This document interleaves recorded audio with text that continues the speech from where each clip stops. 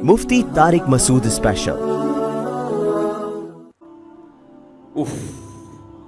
میں جو حالات ہفتے بھر سنتا ہوں نا، میں جو میرا جمعے کا بیان ہوتا ہے نا، یہ ہفتے بھر کی رپورٹ ہوتی ہے، سمجھ لو۔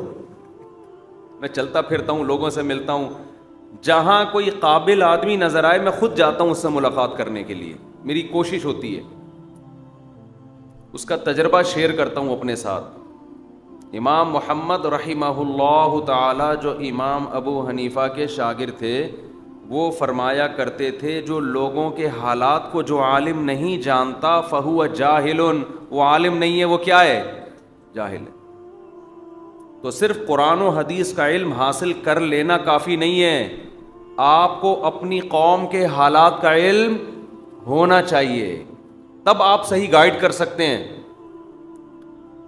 دیکھو، باپ کو معلوم ہے کہ نماز کی کیا فضیلت، روزے کی کیا فضیلت، کرپشن کتنی بری چیز ہے، سستی کتنی بری چیز ہے، لیکن اسے یہ نہیں پتا کہ میرے بچوں میں کون سی بیماری ہے۔ بے نمازی ہیں، بھائی رفیع بھائی کو سونے کی اجازت نہیں ہے، بے نمازی ہے بچہ میرا، چرس پیتا ہے، اسے کچھ پتا نہیں ہے۔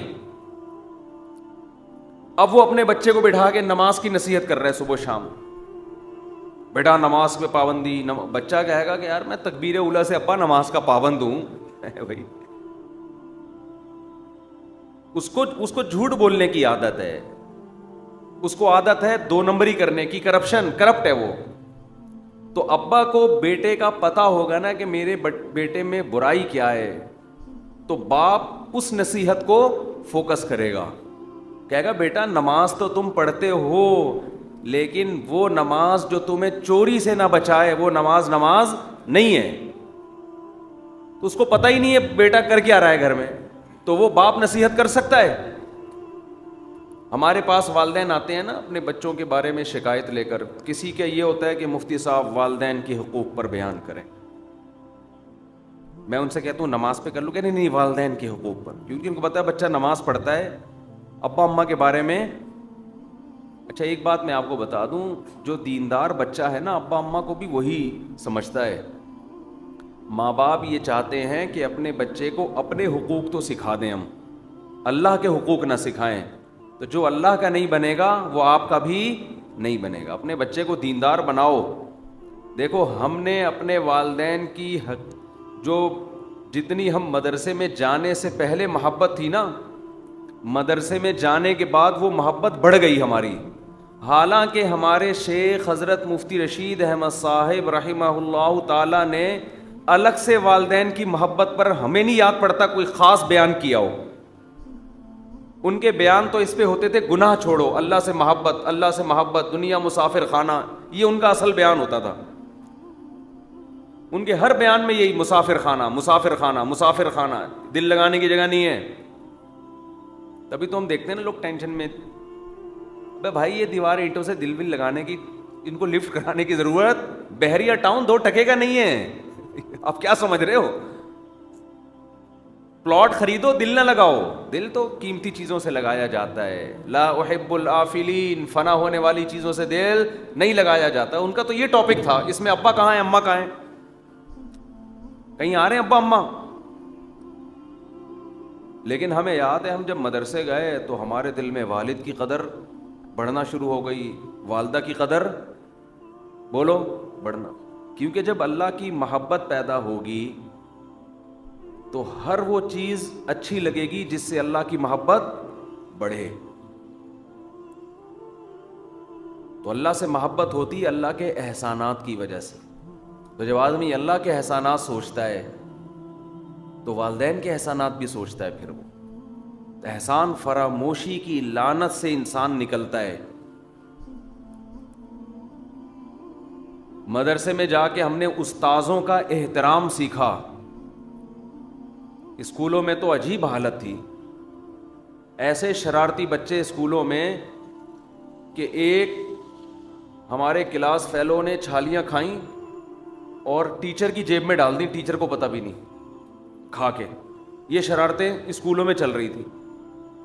وہ کوٹ پہن کے آئے ہوئے تھے، اللہ تعالیٰ اس طالب علم کو ہدایت دے، بدتمیزی والی کام کیا اس نے کہ وہ چھالیاں کھائیں اور کوٹ میں, ٹیچر کے کوٹ میں ڈال دیں, اور ہنس بھی رہے.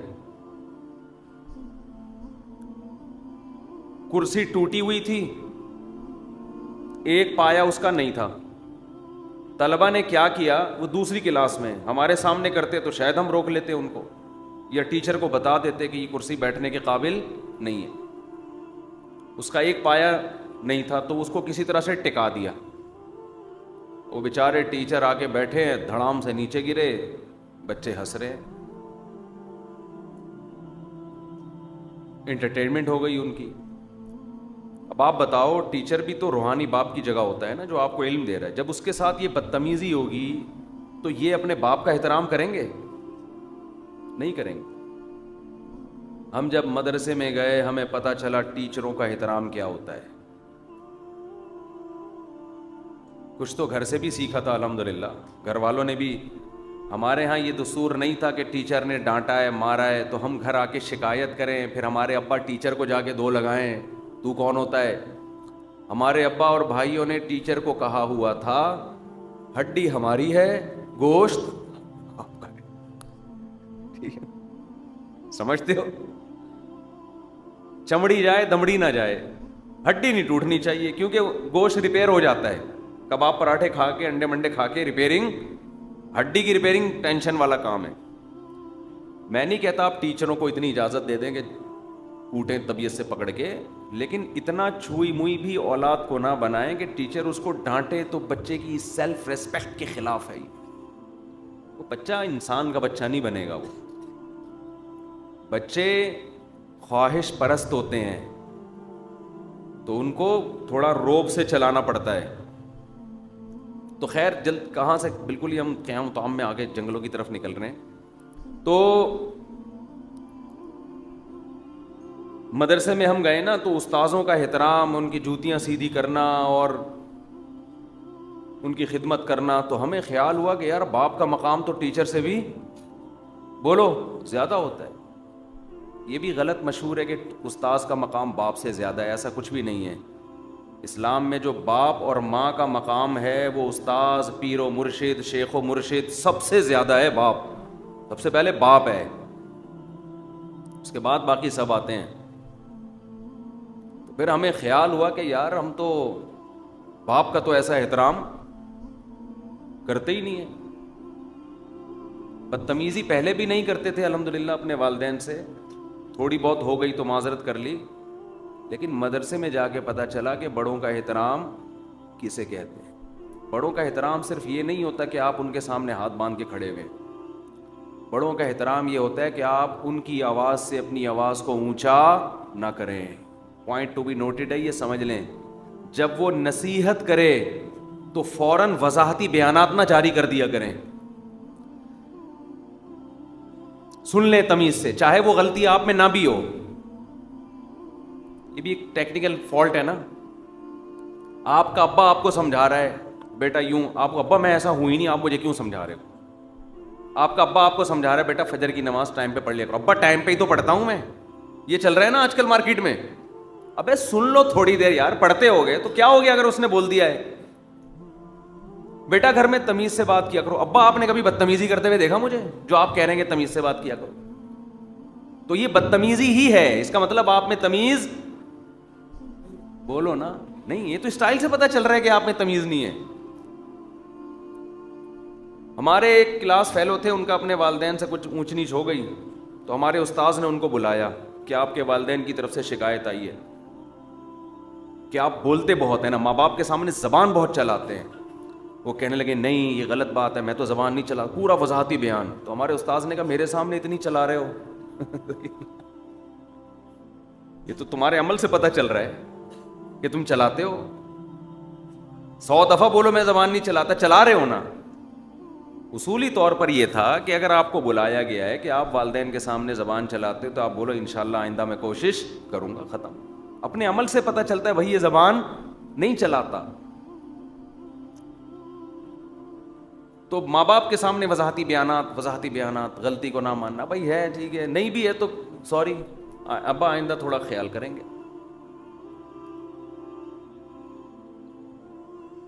پھر ابا اگر دوبارہ کر رہے ہیں تو پھر بول دو بھائی ایک وقت تک ہے, ابا نے بوڑھا ہو کے بیچاروں نے دنیا سے چلے جانا ہے, آپ کی بھی شادی ہوگی, 2-4 بچے ہوں گے, آپ نے الگ ہو جانا ہے, تو تھوڑا یہ زیادہ نہیں ہے, کچھ ہزار سال کی عمریں تھوڑی ہیں کہ ساری زندگی برداشت کرنا ہے, تھوڑے دن کی بات ہے. جو احسانات ہیں احسانات وہ اتنے زیادہ ہیں کہ ان احسانات کے سمندر میں آپ ڈوبے ہوئے ہو. میں کہتا ہوں باپ روزانہ لاٹھی لے کے آپ کو آدھا گھنٹہ بغیر کسی وجہ کے بھی دھنائی لگائے نا, پھر بھی اس کے احسانات اس ظلم سے زیادہ ہیں.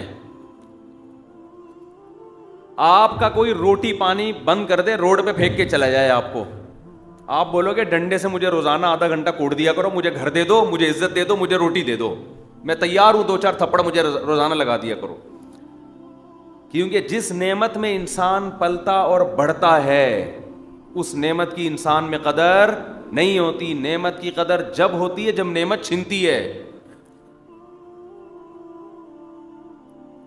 جس عزت کے ساتھ باپ اور ماں کھلاتے ہیں نا اولاد کو, کون پوچھتا ہے؟ آپ بتاؤ, جس کا کہیں رشتہ لینے جاؤ اب پوچھیں آپ کے والد صاحب, انہیں ہے ہی نہیں, کوئی دے گا رشتہ؟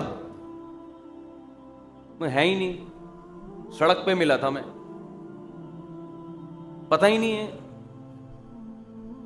انگریزوں میں مل جاتا ہے اس کو زیادہ, وہ ویل ڈن یار, زبردست لبرل آدمی ہے بہت, ماشاءاللہ ماشاءاللہ. ابا کا ان کو پتا ہوتا ہی نہیں, براڈ مائنڈیڈ. ان کے ہاں مل جائے گا لیکن ملے گی پھر اسی ٹائپ کی, وہ 2-4 بچے لا کے آپ کے کھاتے میں ڈال دے گی کہ ان کا بھی پتہ نہیں چل رہا تھا, تو میں نے کہا چلو یہ آپ کے کھاتے میں. ان بچوں کا بھی ابا کا پتہ نہیں چل رہا تھا.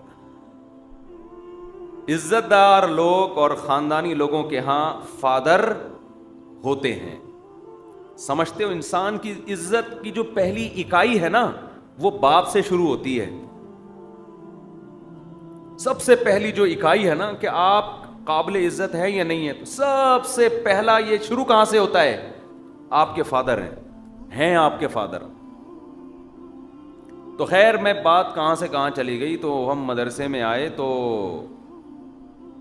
میرے ساتھ کالج میں اور بھی لوگ آئے ہوئے تھے, تو ہمیں تانے کھائیں گے کہاں سے, اور رشتہ کوئی نہیں دے گا, اور وغیرہ وغیرہ وغیرہ وغیرہ. تو ہمارے حضرت کا اس وقت بیان ہوا, اس کا نام تھا ملا کا رزق. اس بیان کا نام تھا ملا کا رزق. تو حضرت نے فرمایا مولوی اگر اللہ پہ توکل کرے, رزق کی فکر چھوڑ دے. فکر چھوڑنے کا مطلب یہ کہ لالچ ہوس ختم کر دے,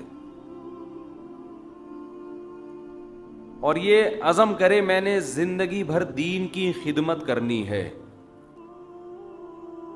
مخلوق کے سامنے ہاتھ نہیں پھیلانا ہے, مخلوق کے سامنے زبان کو ٹیڑھا نہیں کرنا ہے. تو حضرت نے فرمایا رزق ٹکریں مارتا ہوا آتا ہے, آپ آگے آگے اور رزق آپ کے پیچھے پیچھے. اس وقت حضرت کی بات کا مطلب ہمیں سمجھ میں نہیں آیا تھا. اب جب پیٹ خراب ہوتا ہے نا دعوتوں میں, تو اب وہ مطلب سمجھ میں آ رہا. اب تو میں لوگوں سے کہتا ہوں کھلانے سے پہلے ہاضمے کی 2-4 گولیوں کا انتظام. کارمینہ کھاتے ہوئے شرم آ رہی ہوتی ہے, حقیقت ہے. لوگ کہتے ہیں پتہ نہیں یار کیا ہو گیا. اب یہی ہے کہ ڈھیٹ پنے پہ آنا پڑے گا.